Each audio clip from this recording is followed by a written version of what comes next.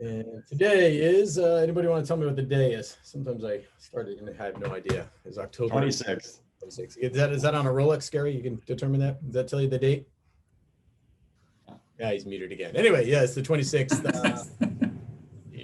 As we keep this around the sailing wheel rolling here, we've got a few casts that are not with us today, busy, which is always a good thing. But we've got a couple first timers, and it's great to have Matt Schmidt from Harken and Erika Reineke checking in from Miami, I'm assuming, right? The U.S. Sailing Center? Yep, Miami. Nice. Thank you, Erika. So Gary, what's for breakfast there?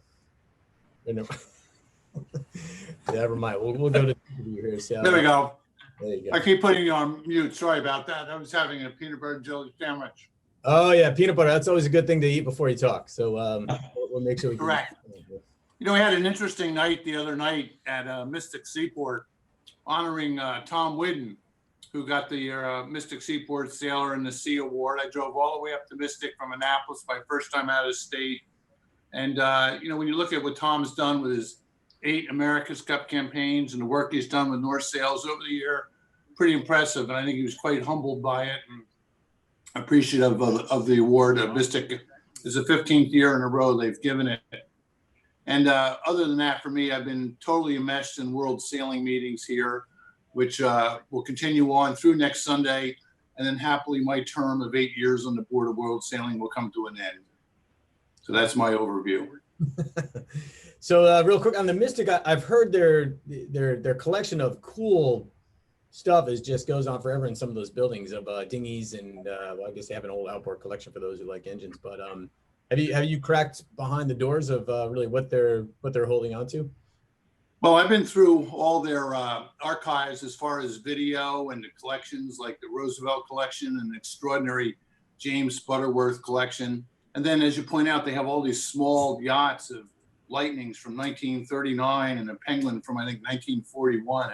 It's very cool to look at it and realize how, on one hand, sailing changes, but on the other hand, it's basically the same thing going through the water. We just go through the water a little faster. Yes, we do. Cool. Well, can you just walk in there, or how do you get a view of what's inside the museum? Well, the attendance is down about 70% this year because of COVID. But, you know, once you get a ticket, you just walk through. The back rooms, however, take a little bit more work. All right. So we'll go find somebody to get some access to the back rooms. It's always where the fun happens. Cool. Real quick, Ed, what's been happening in your neck of the woods other than you've got a couple model boats to build? Yeah, I got a couple model boats I got to build now. Well, we've just had speaking of all sorts of different types of vehicles, we've had our IndyCar races here in St. Petersburg this weekend that normally happen in March. So that shuts down a lot of the waterfront because of the racetrack being right down there by the yacht club. So it's a little quiet at the moment. I just ended up with I flew up to Michigan and drove back with my son, Ty, who's moving back to the area now, so we'll have him around locally again. And, you know, it was really fun to drive through the country and see what's going on out there. It was quite busy. There was a lot of cars everywhere. And we managed to skate our way on the front edge of a cold front for an entire day. I've never been in so much rain before. So that was, I was glad I was in the car and not on a boat. Golly.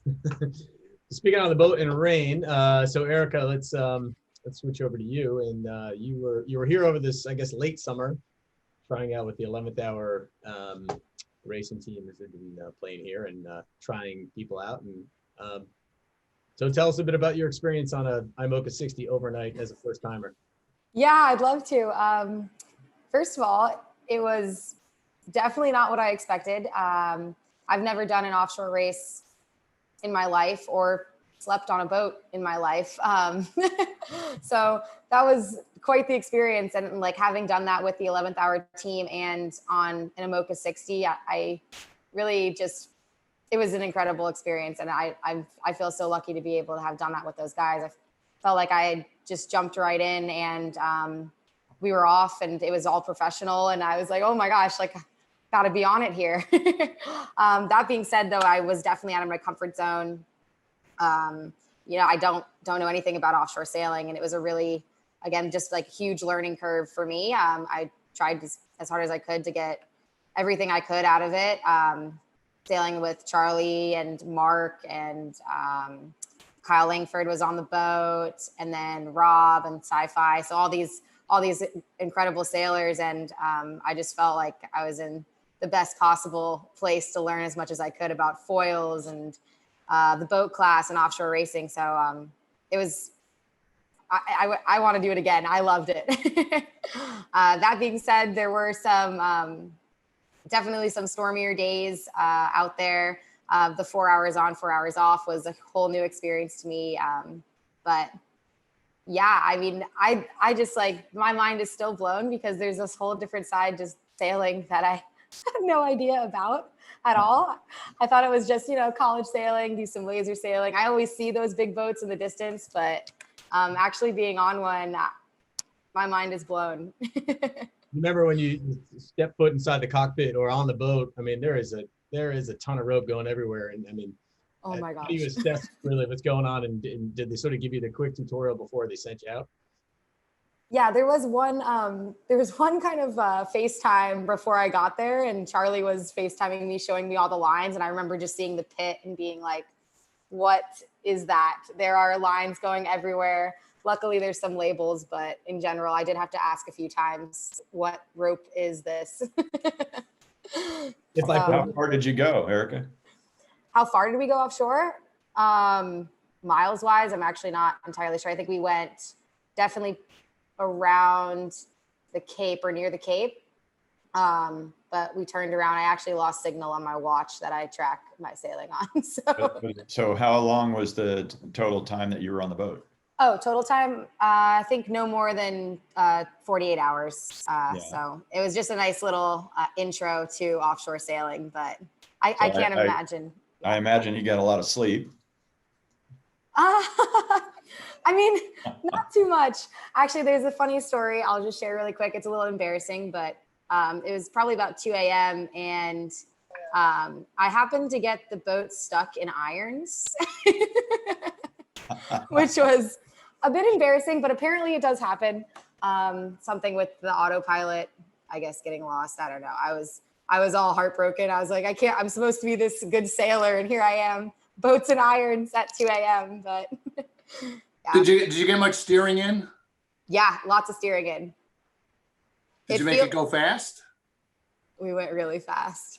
It was the fastest I'd ever been on a boat. I think we went over 27 knots or so. It was pretty incredible. It feels a lot like a dinghy downwind, which I was really surprised about. The steering wise over the waves felt a lot like a dinghy. That made it look big going up for the first time, didn't it? Yeah, actually grinding it up was, what in the world? What kind of workout is that? That's insane. My heart rate was through the roof. When you think about these guys that do that sort of a boat alone, and they go around the world and stuff on boats even bigger than that, and it's really impressive that they're able to do it. It's incredibly impressive, and I can't wait to follow the Vendée Globe. Now, having done some Imoca sailing, it'd be cool. So maybe you can think sailing lost you. I'm sorry? Has dinghy sailing lost you? I don't know, a little bit here and there, but I definitely wouldn't mind hopping back in. I'm actually sailing the Snipe Women's Nationals in 2 weeks, so Nice. it'll be fun. Yeah, I was going to say maybe you should be thinking about a double-handed Olympic campaign. That being said, just launched our official Team Wilmot Reineke FX for 2024 in the FX. I'm so excited. Great. Yeah, Lucy's a great sailor, and she has great feel on the helm. I'm crewing now, so yeah, it's been a great experience. I like switching roles in sailing. I've been steering my whole life and being alone my whole life, and now I have teammates, and I trust them just as much as I would trust myself on the helm. So it's really cool. Real quick before we get to the 49 stuff, I don't know, how do you get an Imoca 60 out of irons? I mean, what's the step by step? So apparently it's not like a dinghy where you can just jam the tiller over a few times. There's a lot more that goes into it. We actually had to wake up the crew, oopsies, and I'm sure they probably weren't too happy, but they took it like champs and didn't show that they were unhappy. So we had to kind of back win the sails and runners, you know, like all, like we needed all the hands on board. It wasn't just jab the tiller over a few times. How do you deal with the foils? Like you got foils and rudders and sails. I mean, it's like, I mean, how does it, I mean, given that the autopilots can glitch and you get stuck like that, was it a 20-minute exercise or how were you able to flip it around? Well, Charlie and I tried to get it out of irons by ourselves for about 5 minutes because we didn't want to wake up the crew, but we both couldn't get it out of irons. So it was probably about 10 minutes total, trying to get it out of irons. Yeah. I don't remember seeing the highlight reels, you know, on boats like that. It's just something new. Yeah, they kept that off the highlight reel. Well, that's probably a good, I mean, they do have an engine they could turn on, but I suppose that is the skill set they have to work on is to figure out how the boat, you know, get the boat going. Yeah. Yep. Exactly. So the high-speed sailing is definitely more akin to the FX that you're jumping into now. Is how much time have you spent in the FX, and did you find kind of the high-speed angles a little bit similar? Yeah, it's interesting. There are some comparisons to the IMOCA and the FX. Again, I'm still super new to both classes, but I have only 120 hours in the FX. We started training over the summer quite a bit. And then, yeah, it just announced. So I'm very new to still most things, especially with the asymmetrical kite in the FX, apparent wind angles changing way more frequently than a laser, or it seems way more frequently than a laser. So making sure that I'm on it with the kite sheet and et cetera. That all being said, I think that a lot of the dinghy stuff, and I think this is like huge for high school and college sailors, a lot of the dinghy stuff that you do learn and the feel of the boat is very similar to the two boats, the IMOCA and the FX. It just happens at a faster pace. Like the moding on the upwinds, the moding on the downwinds, you just got to be really good at feeling right before the boat's going to decelerate, put it on a hotter angle. So yeah, the angles are, again, they're a bit different, but at the same time, the feel of the boat is pretty similar. I remember a long time ago, Ed Baird, you might have, but there's a point where some of the Volvo ocean race campaigns put a bunch of guys in lasers to really teach them how to sail downwind. Do you remember that? Yeah, that certainly has happened over the years, but it's funny how many people, I mean, this is why they say dinghy sailing is so good, you know, that the best dinghy sailors, you know, can morph into being really great big boat sailors, you know, and it's harder to go the other direction. So, you know, that feel that you're talking about, Erika, is critical throughout the sport. And, you know, whether you're on foils or on a kite or, you know, I mean, it doesn't matter. You still have to have a feel of what's going on. And the more you can develop that with smaller equipment is going to serve you well to understand how to make it work with the big stuff. Cool. Good to know. All those years weren't a waste. Roll tacking's a little harder on the IMOCA 60, but yeah. And so Lucy Wilmot, real quick, if you can give us how did you guys come together and sort of decide on what role, who's going to take what?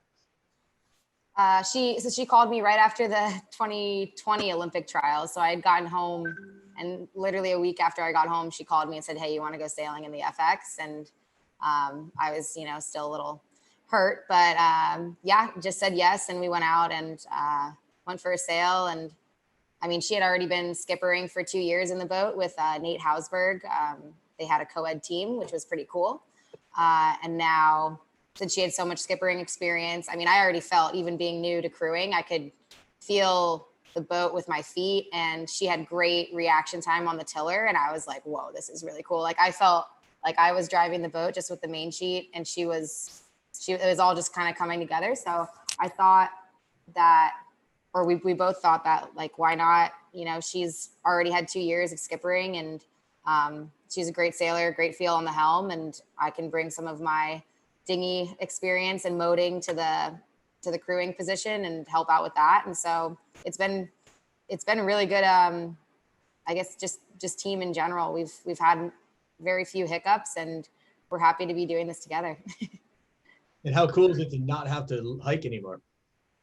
So many people ask me that, and I think maybe I've I'm still, I don't know. There's something about hiking. There's just something about it. It's so rewarding when you get to the windward mark, just a boat length ahead, and like worked your butt off to get there. There's just something about it, but I don't know. I can't say that I don't like hiking. The life on Erika, Dave, sorry. I'm looking at that wall behind you with values and all these nifty expressions back there. Tell us what is behind you, what's on that wall, and why is it there?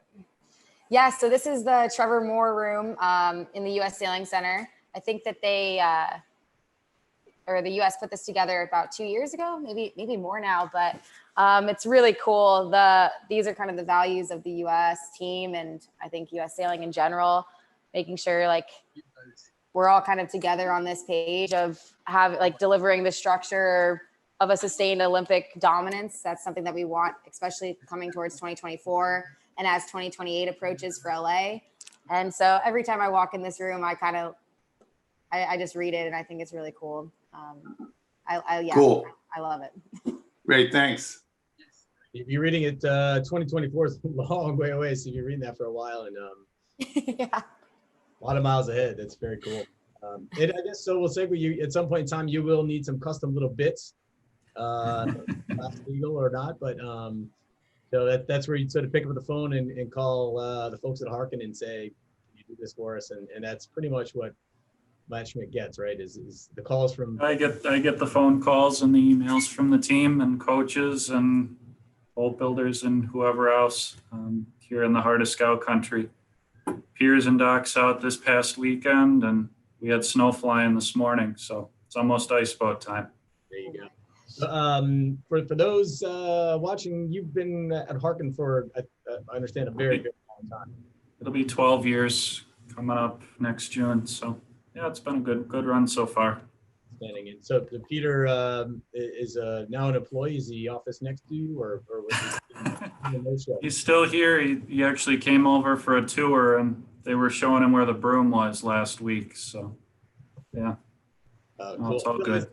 In his as part of his exit, they created what is called Peter's desk drawer, right? Is that what it's called, where some custom bits come out of, and now you can buy on the catalog if you dig around enough. What can you show us a couple cool things you've been working on? Yeah, so in the last couple months, we've launched Peter's Desk Drawer, which is more of our like specialty little gear for Joe Normal sailor, whether you're an Opti guy or a starboat or an Olympic sailor. You're not a mega yacht, you're not a TP52, but little bits and pieces of our standard gear that maybe something like our Power 3 shivs, our higher grip ratchets, putting that shiv into a different block that exists. Got some stuff here on the desk, but Yeah, what's J24 sailors, Lopez blocks for your jib leads. It's got a beefier head post, beefier shackle. There's one of them. We kit up a traveler car, main sheet car for the fins for Devotee. A lot of standard parts, but applied together. Hard to see on this one, but that's our standard micro swivel block, but for a 420 sailor, you only want it to rotate a certain amount. So there's a little extra tab welded in there. One unusual one, but this guy could say, well, is that a micro block or is it a 16 millimeter block? It's both just standard off the shelf stuff, but riveted up into a fiddle block. So what's that for? I honestly don't know where this one came from, but we sell 50 or 100 of them a year, so why not? So something like that Lopez block, I know there's people who love them, people who hate them, right? This is basically the Yep. But we still sell a handful of them every year. Were you involved with the development of that?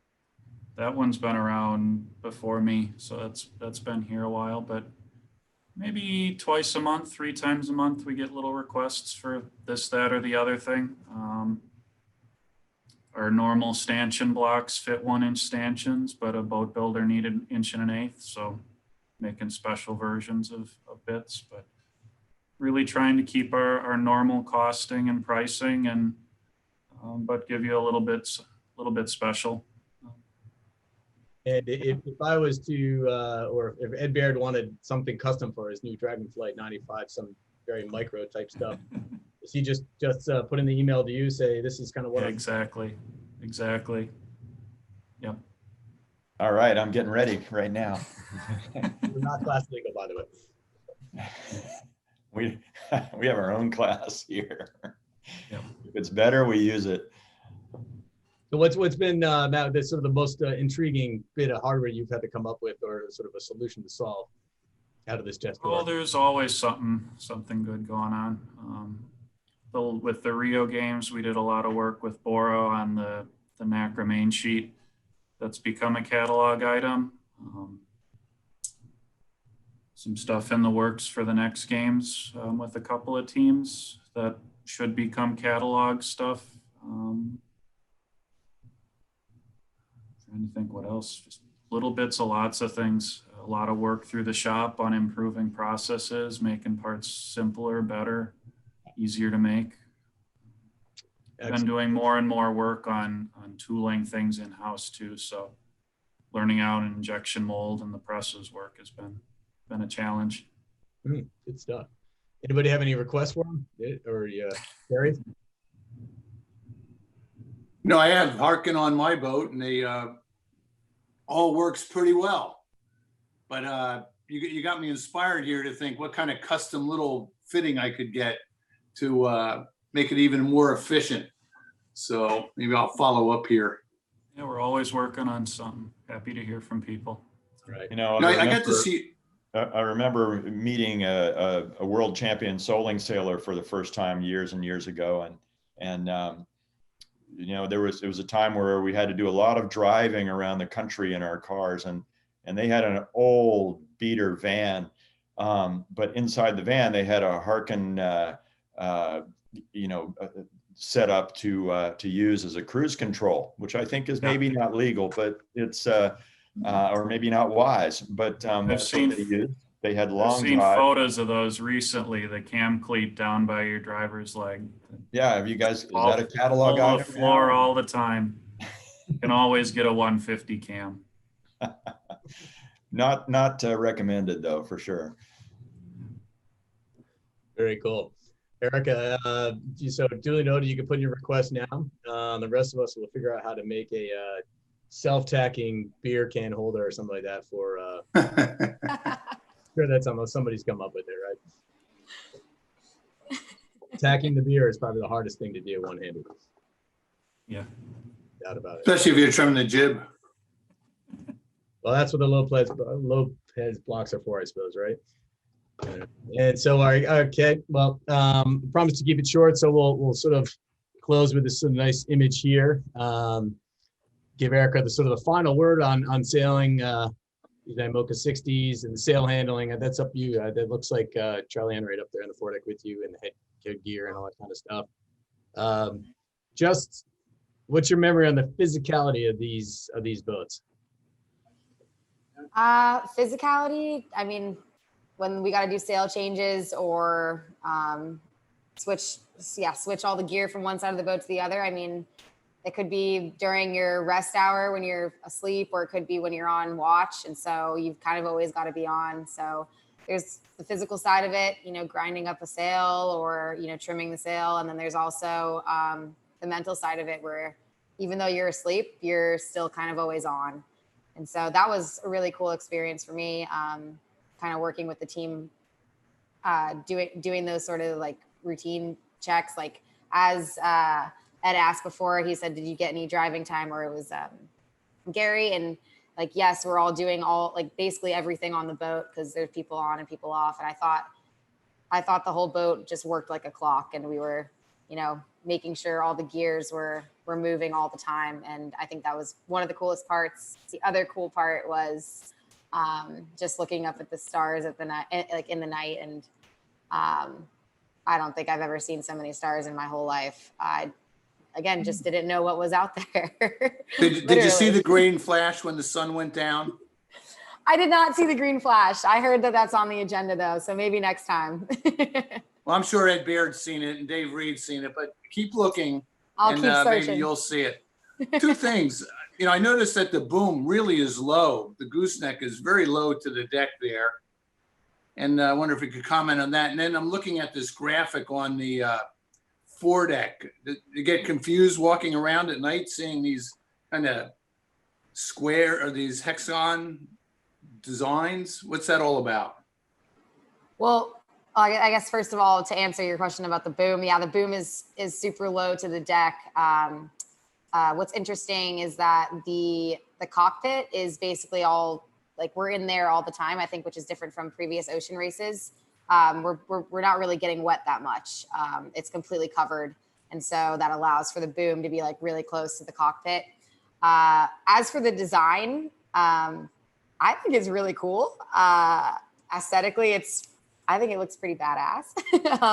But I think in the middle of the night, you're not really, again, like you're not really looking down on the deck too much. You're kind of trying not to fall off the side of the boat. Yeah, once you put the sails out front, you don't spend much time outside there, do you? That seems to be the theme. But Yeah. a lot of small talk in the cockpit, huh? Yeah. Oh, yeah. We get to know each other real well in the cockpit. It's Well, I funny. hope we get another run at it. I think they're probably about to leave Newport and go across the Atlantic and join them again at some point, I suppose. But, I hope so. We'll see. and at least I wish you the best luck on the 49er FX. It's always a mouthful on campaign, and excited to have Thank you you. jump in there. And it's a long road ahead, but we're all here to follow it. Thank you so much. I Yeah, appreciate you Lucy. guys having me.